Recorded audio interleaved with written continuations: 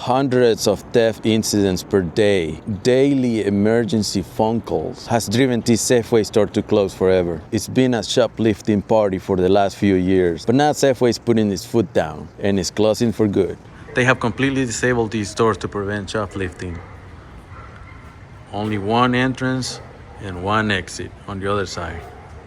Right now I'm walking to the corner of Gary and Fillmore to visit the last remaining grocery store in this community. Unfortunately, it's going to close next year after being robbed blindly for a very long time. Let's go take a look. Another thing I noticed here at this store is that they stole most of the shopping carts. Good luck getting a shopping cart. It's hard to find one. And this is the store. The last remaining grocery store in this community. And the problem with that is that most of the community members here don't drive, and the closest grocery store from here is a mile away. Yeah, that is it for the Safeway. They have put their foot down and it's time to go. They tried doing it a year ago, but they got some kind of deal and extended their lease another year. But things didn't improve, they got a lot worse. Some Safeway employees are saying that they're losing an average of $7,000 per day. That's just an estimate. They don't know the real numbers. I think it's way higher than that. If they're saying they see somebody shoplifting every 5 minutes, I think it's a lot more. And when it comes to safety, that's when it gets really expensive for a company to cover expenses and losses. Just a handful of employees collecting workers' comp can devastate the store's profit. Bottom line, it doesn't make any sense for Safeway to stay open in this area. It's way out of control. And they are well aware of Proposition 36 already in effect. But what matters is the numbers. And they know Proposition 36 may not be enough to prevent the crime and the shoplifting. If this company is leaving after Prop 36 is in place, that means they don't trust it because it's just an illusion for now for improvement. It allows somebody to be charged with a felony, but first they have to have 2 prior convictions. How can somebody get convicted if they don't get caught in the first place? That's where the loophole lies. Nobody can get convicted if they don't get caught. Safeway has tried everything. They took out the self-checkout, they installed fences and gates that only open by scanning a receipt, and nothing seems to work. That's why they're happy to leave. Over 100 employees here are going to lose their jobs. Some are going to be transferred to another stores, but most of them are simply going to be laid off. A few months ago, I made a video about Bayside Market on Embarcadero closing due to theft and crime and safety. There are many stories of different businesses closing in the city, but this is a big store. Safeway is going away. Not far from the Safeway, and we got this place that's all boarded up. Not sure what this was. It's a lot of trash on the ground. There was vandalism before they installed the boards.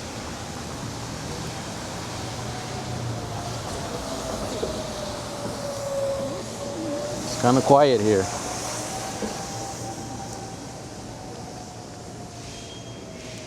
Despite having a police station just a block away from the Safeway, they still have an average of 43 emergency phone calls per month. That's more than one per day. Look at this. Looks like a rundown church. It's all boarded up.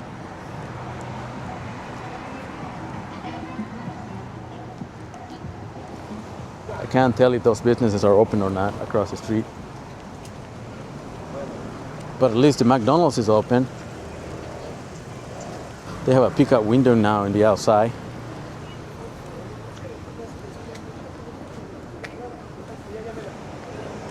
I'm also starting to notice these businesses, they don't have any customers. Look at this place, it's empty.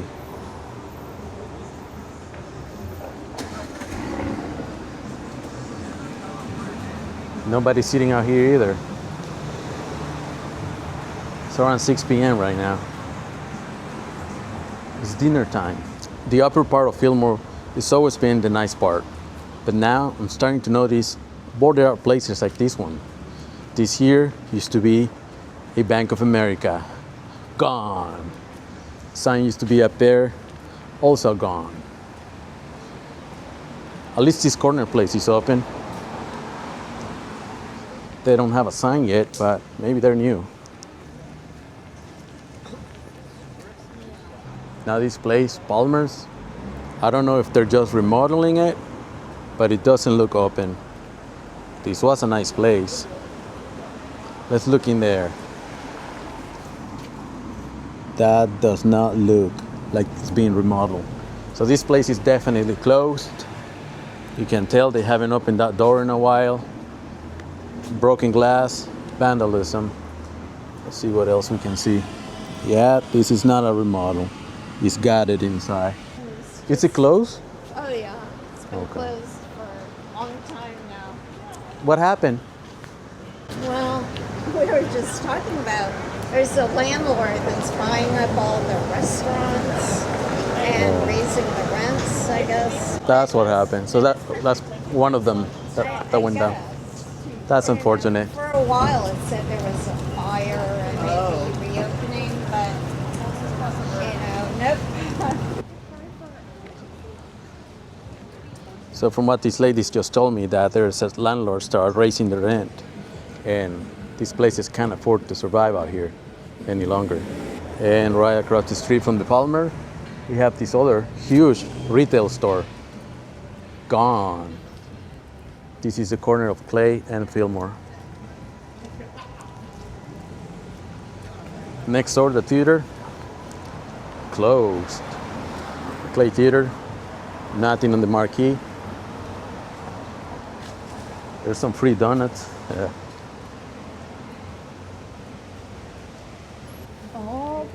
Here's another place that's closed. 10 Icky. Gone. It looks like there's boards in the ground. Just a bunch of trash cans in there. I know it's dark to see, but there's nothing inside. And very next door, same thing. Retail for lease.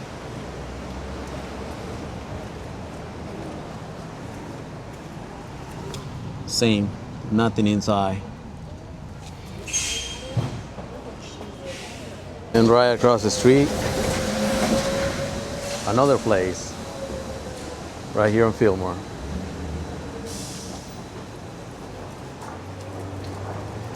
It's got a padlock in there. Same thing. I don't know if you can see, but there's nothing inside. This is another closure here in Filmore. This used to be Sterling Bank, gone. But we know all banks are going up.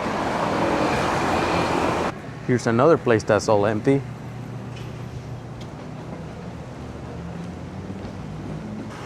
And right across the street, we got another one. Another retail store, gone here from the Fillmore. Rent too high. Empty. Palace Cafe is also gone. It used to be right here. It's no longer with us. There's the sign up there. Gone. Now we're in the corner of Fillmore and Sutter, and this here used to be a bar, pizza place. Gone.